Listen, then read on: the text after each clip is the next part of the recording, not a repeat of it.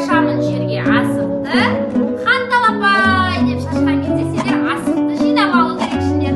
Кімнің қолында неше асық түскенін санаймыз. Асықтардың ішінде балалар ерекше асық бар.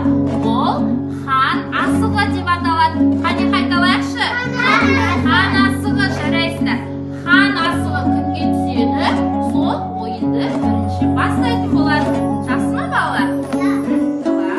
Алақай, алақай, табылды ойын балақай. Шашамын жерге асықты. Хантал апай. Жарайсыздар балалар. Кімнің қолында неше асық бар екен? Жасықтан санай ғой асықты.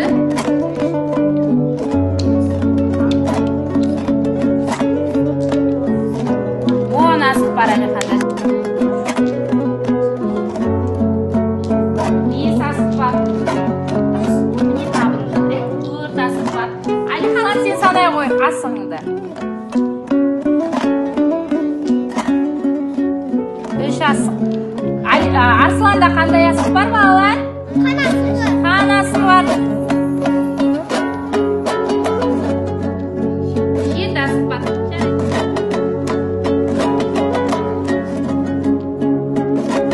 Балалар, Хантал апай қандай ойын?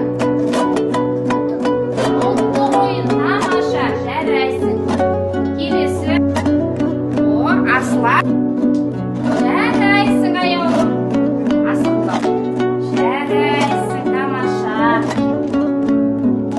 Ой, жарайсың. Не деген мен Сұлтан ата ғой. Аталмай қалшы Сұлтан.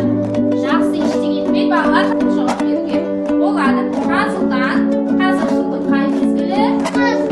Дұрыс айтасыздар. Малика, аталмай қалғанға сұрақ. Бірақ Маликаның сұрағына бар